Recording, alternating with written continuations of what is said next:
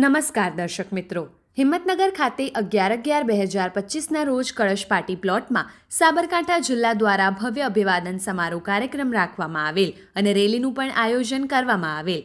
સમારોહના અધ્યક્ષસ્થાને પ્રદેશ અધ્યક્ષ જગદીશ વિશ્વકર્માજી આવેલ.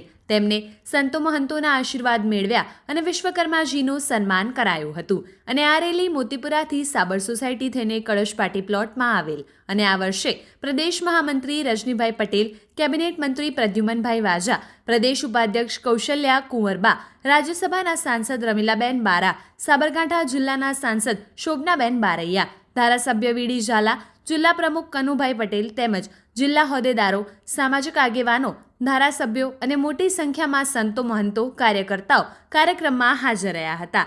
આવા જ અવનવા સમાચારો માટે જોતા રહો અર્થ પડકાર ન્યૂઝ.